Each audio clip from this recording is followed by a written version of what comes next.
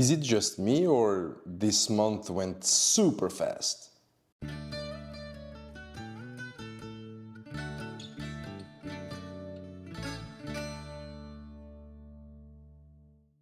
Hello guys, here it's Emmanuel from DiceTuga, and it's true.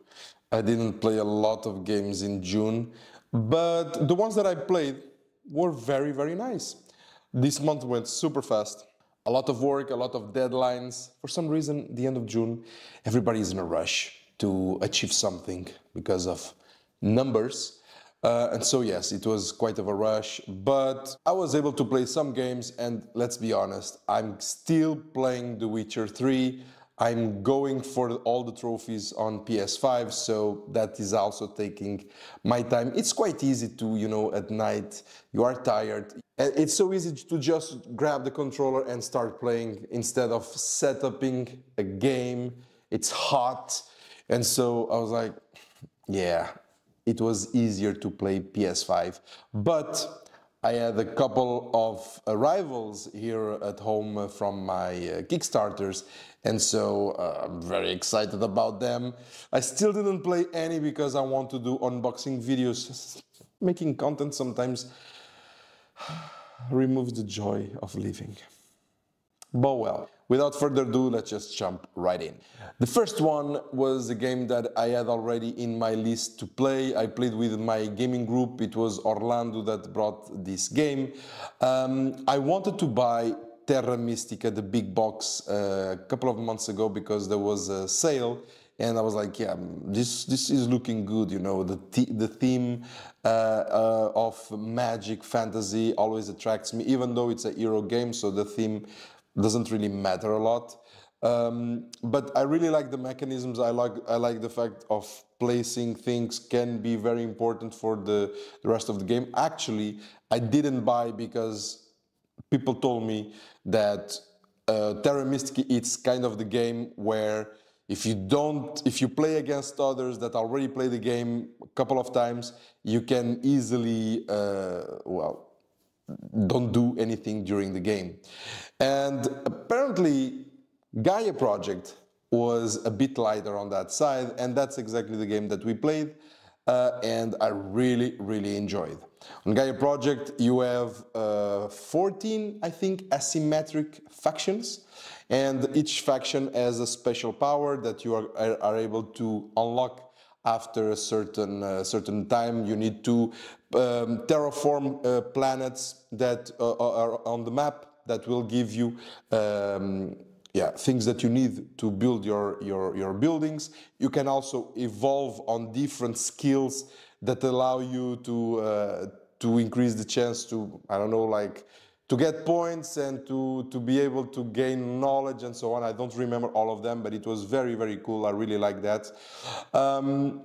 And yes, there's a little bit of give and take because you are able to build a lot of small buildings in the beginning, but if you want to upgrade those, well, you have to remove those small buildings and upgrade them.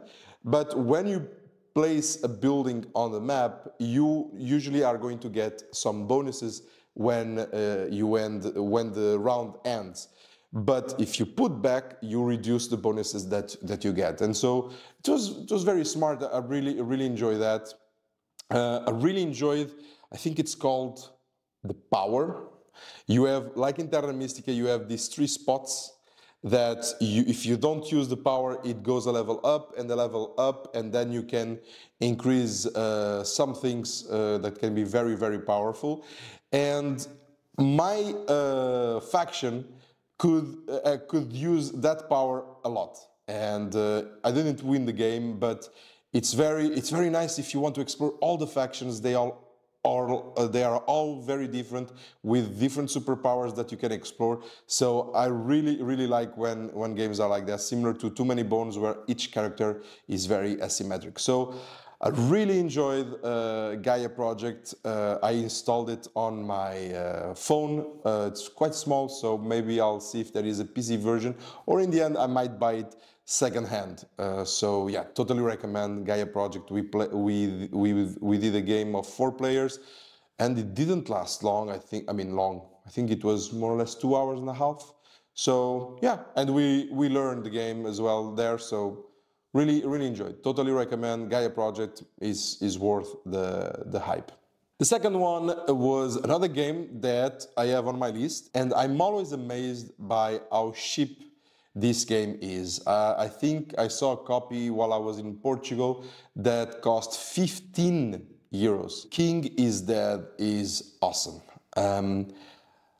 I mean, how can I say? I even have difficulty to explain the game. I didn't understand the game. This was a game explained by Costin from Board Game Pixels. Go follow him on Instagram.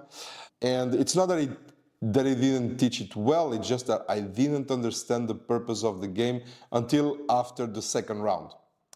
I was in second place, so not bad. If I would have understood the game from the beginning, maybe I would have won. And the game is very tactical because every round it changes a bit, but how can I explain that game?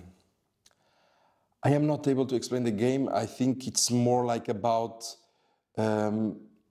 managing a bit area control, but it's not area control.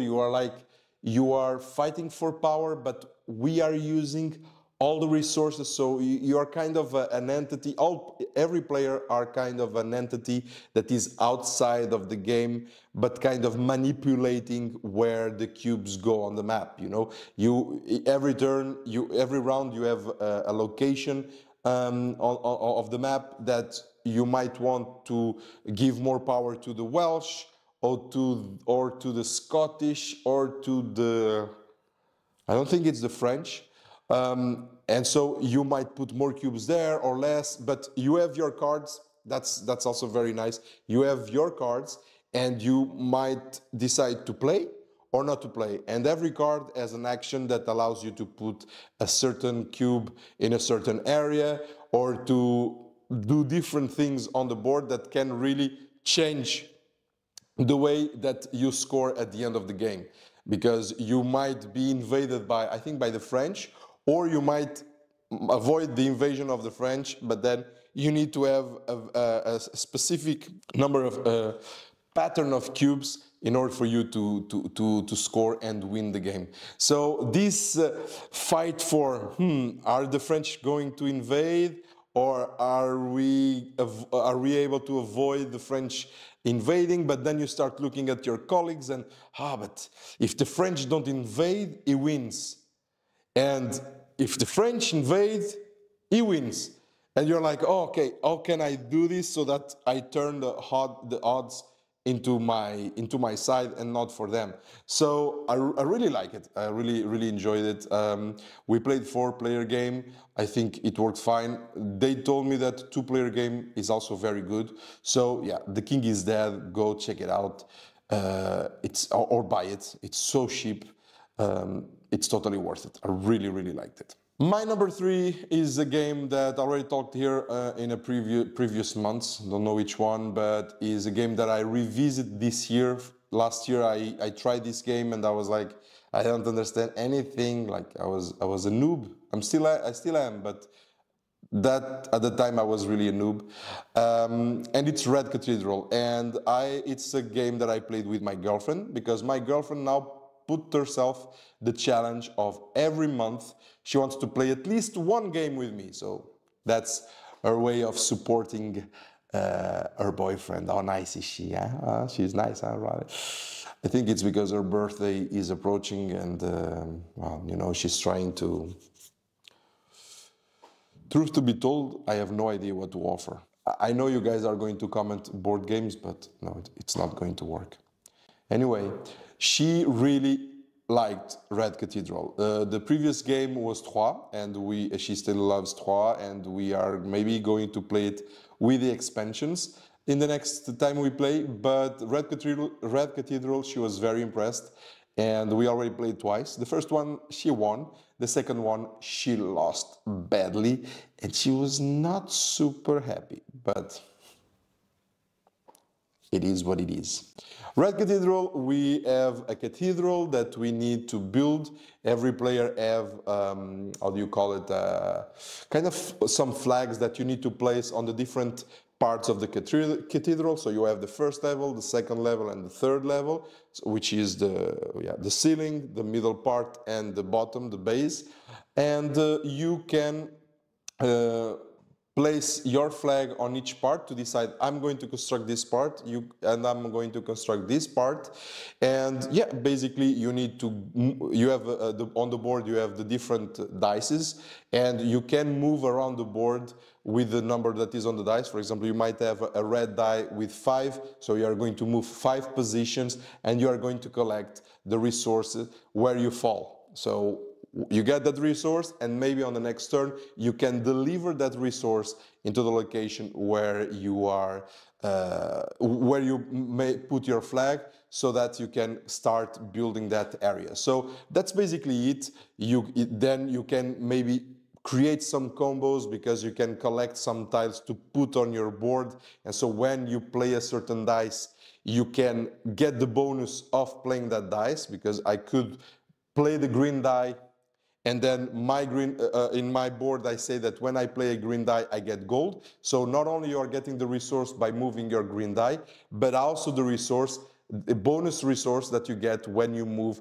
the green die. So it's very possible to do some very nice combos. And I have the expansion contractors, but we still didn't play, and she's very excited about checking it out. Next time we play with the advanced boards, and maybe then we jump to the expansion. So I'm really glad that she's liking this kind of games. They are not super difficult to teach, but there is some strategy, in others some tactic, and it's very nice to see her profile of someone that is not a gamer like me, to really enjoy these medium games, and yeah. It will be even nicer for us to continue playing. So that was my number 3, the Red Cathedral. My number 4 was my favorite game of the month, because it was, I mean, I bought it, and because it looked pretty. I mean, I knew the mechanics and so on, but I really fell in love with the board and the components, which for some might look a little bit too much color.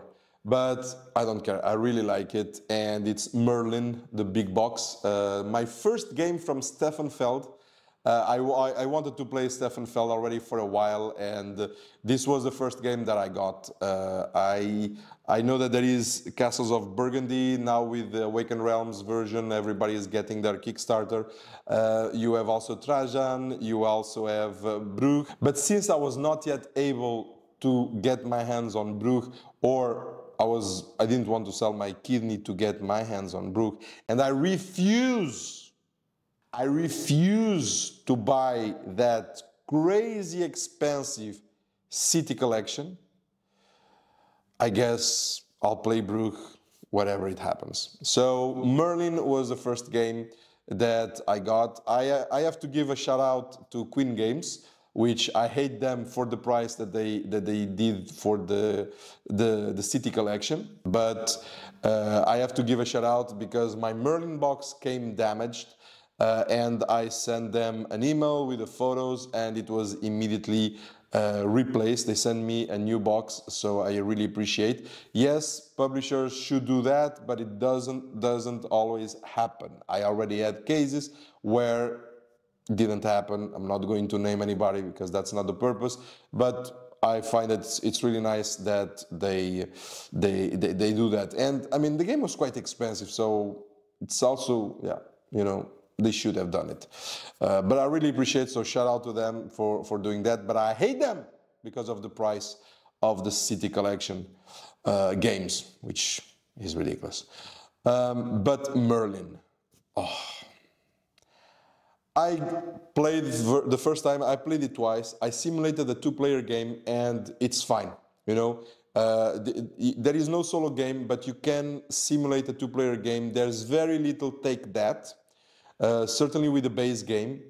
And so you can just simulate a 2-player game. You are like doing different things with each player, and each player is like kind of fighting to get points in his own way. So there's not a lot of one messing up the plans of the other. It might happen, but it's not the goal of the game.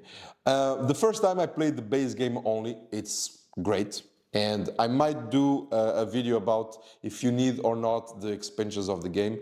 And then I played with half of the expansions of the game. I don't know the names now, but I didn't play with the one that you can go buy stuff on the market and the coins, and I didn't play with Morgana. So all the others I played, and I really had a blast. Basically, it's dice manipulation again. You roll the dice at the beginning of the round. You have the numbers of your dice. You place it on your board. Then you choose a die. You put it on the center of the wheel, and you move your meeple or Merlin the number of the number that you have on the die, and each place you fall in, it's an action. And so the goal here, it's very tactical because you cannot really do strategy because it's dice. So you might have some luck in there, but I don't mind. It's a game with dice. It's normal, and you need to do the best you can with the dice that you get, with the roll that you get. So basically, you cannot say, my goal is to make points this way, because the dice might not allow you to fall in the same places for you to increase the points that way. So you really need to see with the dice that you get, what are the best actions that I can do this round in order to maximize the points that I get. I really love it. You play it on during 6 rounds. There is a scoring every 2 rounds, and it goes quite fast. The rules are super simple. The iconography, it's clear. I had to go very little time to the rule book. The setup is also fine. It comes with this gorgeous game trays. I think it's game trays. Yes, I think it's game trays. Inserts, they are amazing. The setup is done super fast, and I strongly recommend play first the base game, maybe play it twice before you jump in the expansions, because there is some extra rules and it might start to be a bit confusing what you can do or not. They just add up. They don't change a lot of the rules, very little, just in the scoring. There is some differences in the scoring, but they just add up. So I really appreciate that it's not a total different game. I think it's only with Morgana that you can play as Morgana and she has her own set of rules, totally different from Knights, I have no idea, of the round table. So yeah, Merlin, I had a blast with it. I really, really like it. I would not be surprised if it would be on my top 20 list of games of all time. I really, really enjoyed it. Everything about the game I love. I mean, when I look at a game and I smile just because I'm playing, I sit down and I'm like, I'm going to play this game. It's the best feeling, and it's when I know that this game is going to stay here for a while. And the next time now, probably I'll take it to play with my group, because I'm really interested to see what is the dynamic with other players. So that was my number 4, my last one, and it was Merlin, the big box. Totally recommend, but don't need to go crazy as me. Try first the base game, and then if you want, and if you like it and you want to explore more, maybe go and try the big box. Those were the games that I played this month, but I also got some nice surprises on the post. I got some second-hand games. I got some games that were given, which I also appreciate, and I got some of my most expected Kickstarters. So the first one that I got was 51st State.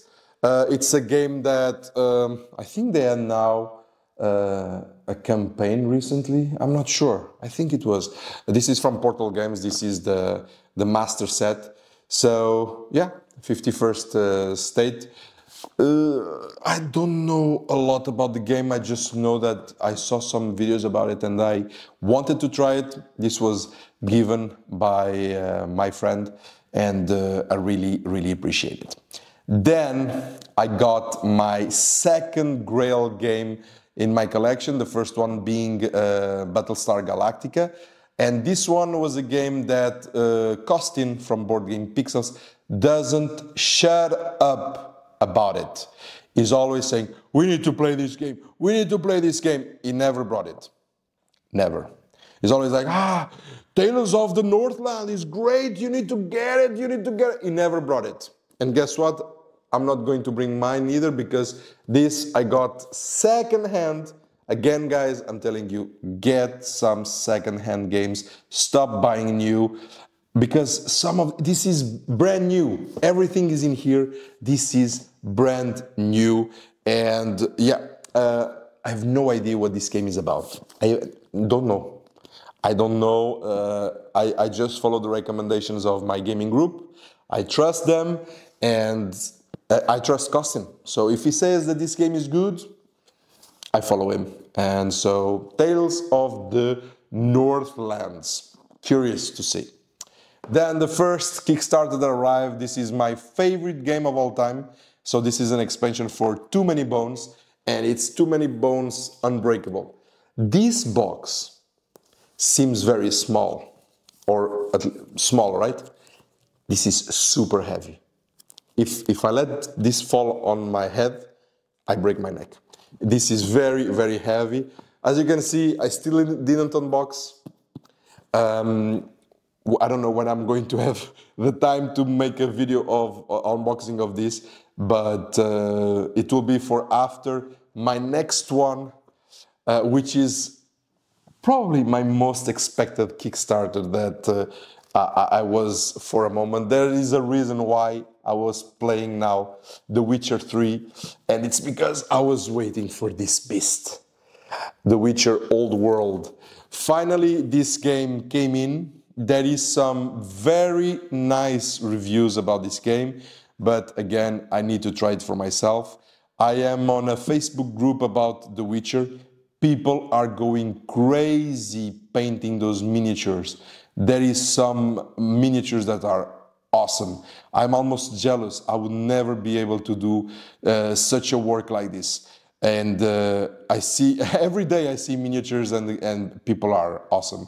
And the game is getting also some reviews, but I cannot wait until I paint miniatures to play the game, otherwise I never play. So my next unboxing video will probably be The Witcher. I don't know how I will do, because I don't have an overhead camera, so yeah, maybe I'll be here showing the pieces, but there is not a lot of room here in the on the screen, so I don't know, we will see, but I really want to really go slow on the unboxing of The Witcher for you guys to see everything. Of course, you have other videos that you can see already with better quality than mine, but if you want to listen about what I think of the things while I unbox, tune in. That was it for this month. All the games that I played, and all the games that I received, and all the games that I want to play.